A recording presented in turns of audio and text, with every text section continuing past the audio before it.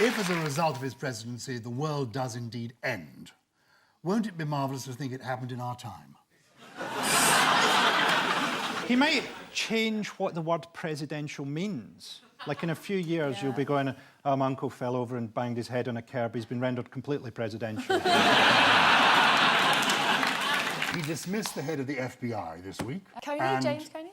Mr. Comey was dismissed. Comey over. Because he was... investigating his connections with Russia. And now there's an inquiry. Who's been put in charge of the inquiry? They've got a special prosecutor. A former head former of the FBI. FBI. And when you open up that special prosecutor, there'll be another little special prosecutor. And open up, there'll be another one. There'll eventually be a little bloke saying, did you do it?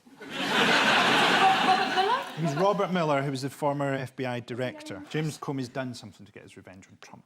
He has produced his memo. Oh, he yes, kept he a memorandum. notes, didn't he? Yes.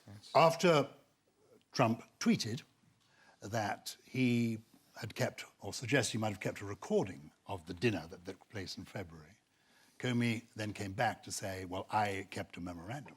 And he said, will you drop the Russian stuff? So basically he accused him of literally trying to interfere in the process of justice. And the Americans don't like that very much. So it is all going wrong. Yeah. And then the best bit was Putin, who was like, oh, if you want the transcript, we've got one. How did Trump's administration respond to Comey's leak? With confusion. With incredible confusion. According to online news website Daily Beast, one official said, I felt like running down the hallway with a fire extinguisher. His basic problem is he's confusing the role of President of America with 1970s light entertainment comedian at the BBC. And the fact that everyone's tolerated him up to this moment, suddenly they've said, well, look, Donald Trump, he's awful. How could we have told? I mean, he's been campaigning for months and months, and we've never had any indication that he might be thoroughly ghastly in any number of ways. I mean, how were we to know? This is unfair. At what point was it not ludicrous that the presenter of The Apprentice in America could become the Commander-in-Chief? It's like saying the presenter of Have I Got News for You could become Foreign Secretary. Anyway,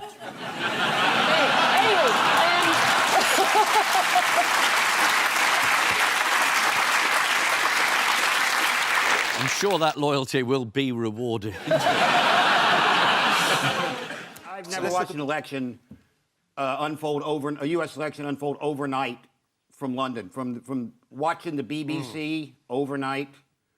And that's the way, if you want to watch America go down the dumper, watch it through the befuddled nocturnal fog of a man named Andrew Neil. Watch him. A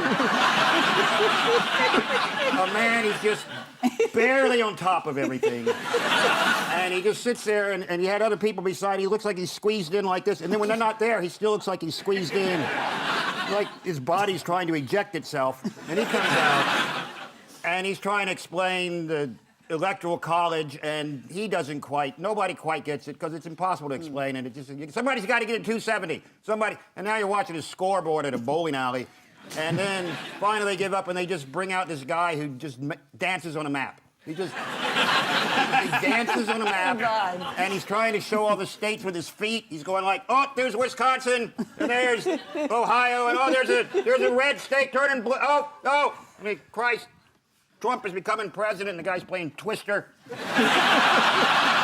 then finally, you know, there's just at the top of Andrew Neil's head, spray-on thatch thing, and comes back up at 6:30 and says, Trump's president, and great, Trump's president, I'm watching an acorn talk to me. The longest TV review I've ever heard. When he says stuff, it doesn't have to be practical, it doesn't have to be true, because he's a liar. He's a liar and he's a racist. He's a friend of Piers Morgan's. There's... No, come on, no. Piers Morgan said he was. No, Andy, no, Piers has got no friends, you know that. Well, let's look at how his ban would work in practice. It's quite simple, actually. Trump explained what border guards would say when faced with travellers trying to enter the country. They would say, are you Muslim? And if the answer is yes, they wouldn't be allowed into the country. So it's a very workable way of doing it. So I think in answer to your question, who would be allowed into the country under his system, it's anyone. He's getting the backwash now, even from places like Dubai, where he had lots of investments. They don't want his name attached to it. They're pulling out. They're not actually... You know, Trump trinkets sold big in the Middle East. Trump toothpaste, Trump toothbrushes. Really? Yeah. Trump toothbrushes. But I'm making Trump toothbrushes. All right, 'cause you wouldn't want anything to do with him in your mouth. And how did Britain first get involved in Trump's recent remarks? He said that London was... No-go areas. London was a no-go area. For certain police officers. Yes, he said... Yes, there's certain places in London police are scared for their lives. Sports Direct. Yeah. Going there. Yes, he bolstered... Are you one of their regular customers? Yeah. It's where I get my trainers. Do they still do the ones with the buckles? They do. Landmark moment in Trump's presidency did the trip signify? He was about to be impeached. So he thought if he went abroad, he could make more of a fool of himself than at home. I mean, it is extraordinary. He said about the Saudis that they threw people off buildings and had an appalling attitude to women during the campaign. Then he got there and said, this is a magnificent kingdom. I mean, he contradicts himself almost mid-sentence nowadays. He can't keep it up. Yeah. And he criticised Obama for bowing to the Saudis. Yeah, and then he himself curtsied. Look at it, he does this sort of weird thing and then puts on the award of the great flogger of the Temple of Doom or whatever it is. That was an ITV quiz show that never got past the pilot. It is quite extraordinary. And having failed to point out that, you know, if you're going to Saudi Arabia to make a speech about where this appalling version of Islam comes from that preaches terrorism and extremism, where is it? Oh, it's here. Not a mention of it. They were told at the official dinner he needed to have ketchup on standby. Do you want to know a fascinating fact about tomato ketchup? Yes. Yes. I'm going to say that one again. Yeah. Do you want to know a fascinating fact about tomato ketchup? Oh, yes. Henning's auditioning for the Churchill dog ad. Well, as someone with Brexit looming, I'm a lot more amenable to advertising. What was Donald Trump's latest contribution to the health of Americans? He mused aloud whether it would be a good idea for people to inject disinfectant into themselves or to perhaps even drink it to clean out their lungs. I think he should be the first to volunteer. He later claimed that he was being sarcastic. There was a marvellous bit when he said, no, I was being sarcastic, I was talking to the reporters, and in fact I was looking straight at you, he said to a reporter. I was looking straight at you when I said this, and the reporter said, I wasn't there. I was just going to say, we ran a piece in Private Eye 3 weeks ago, which was meant to be a joke, saying that because bleach is very effective against the virus, perhaps you should put your head over a bowl of it and inhale it. And I just had no idea he was a subscriber. Well, that just is a gratuitous advert for Private Eye.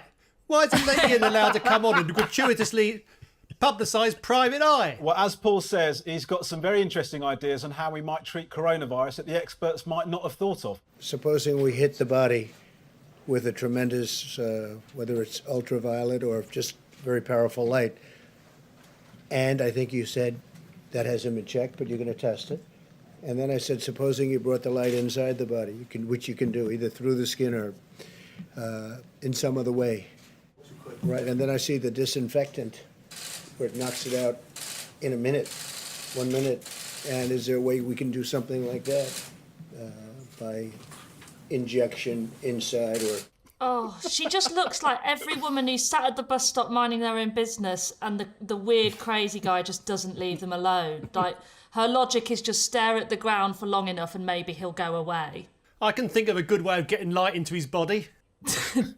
I'd shove an angle-poised lamp right up the Oval Office. She's not completely blameless either, because she's given interviews in which she said that Donald Trump's business past, which involves various bankrupt casinos, has given him skills and insights that really help him understand the science in this case. Here he is saying goodbye to the first person to try injecting themselves with disinfectant. We'll do it. Okay. If you can remember back that far, this is the return to work of Boris Johnson on Monday. There's speculation as to how Boris's new son might affect his thinking on government policy. Well, if my experience of dealing with new babies is anything to go by, he'll be wanting to reopen the pubs within about 2 days. Speaker of the House, Sir Lindsay Hoyle, welcomed the news and said for Carrie and Boris, 2020 is certainly a year they will never forget. Although hopefully with enough therapy, the rest of us might. For round two, fingers on buzzers, teams. As for the first time tonight, we go over to Peter Snow and the swingometer of news. David, thank you. What I can definitely say is that it's turning into a very bad night for Ian. Even at this early stage, you can see this dramatic swing to this rather fascinating curio. So, yeah, there's a new book come out which indicates that Donald Trump cheats at golf like he does at everything else. He's got caddies that he's specifically trained to sort of lie for him. He's got balls hidden all around. He once claimed to win a golf tournament while he was playing at another golf tournament 87 miles away. He has no shame gene, so it doesn't matter to him. He doesn't think, oh, you know, how pathetic that I should be cheating at golf. He thinks that as long as he's won, that's all that matters. If that's his only flaw. Do you know who the sports journalist was? Yes, somebody Riley. Rick Riley. Rick Riley. Do you know what the book was called? Everything you need to know about Trump you can learn from how he plays golf, something like that. Commander-in-Cheat. Commander-in-Chief, that's it, yes. How golf explains Trump, That's yes. right. And do you know what Riley said about Trump in particular? Well, he's notorious for lying about his scores and... Cheats like a mafia accountant. Yes. He does walk around like a mafia don, doesn't he? With the overcoat and stuff, you know. What did Trump say to a golfer who was foolish enough to beat him at golf? He said, it's all right. I've got a supermodel girlfriend and my own Boeing 7. One of his golf courses in Florida has a plaque on the wall saying he was the 1999 championship winner. Why is that a problem? Well, because he didn't play at that championship. Is this the one where he was playing 87 miles away? That's because the golf course wasn't open in 1999. Oh, it wasn't open. Who's been caught lying this week in a possible attempt to get closer to Trump? The Attorney General? Is it somebody from this side of the Atlantic? Give you a hint, it's a Chinese woman. Oh, yes, the lady that went into that, whatever that resort is called that he owns, she went in there with all sorts of software and tried to log onto the internet or something and steal all sort of sensitive data. That's correct. Yeah. According to the BBC, she told staff she was there to use the swimming pool, but the Secret Service agent called Samuel Ivanovich noticed that she was carrying 4 mobile phones, a laptop, an external hard drive and a thumb drive with a computer virus on it, but no swimsuit. Other than the truth, what else has Trump been struggling to say this week? Oh, he can't say the word origins. Let's just have a look. No collusion, no obstruction. I hope they now go and take a look at the oranges of the investigation, the beginnings of that investigation. You look at the origin of the investigation. Comes out as oranges. Talking about his suntan. Yes, indeed, yes. And maybe the colour of the suit he'll be wearing in a couple of years' time.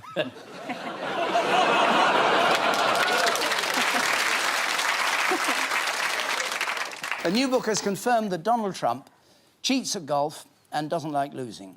According to the author of the new book about Donald Trump's golfing habits, the president doesn't just cheat, he fudges and foozles and fluffs.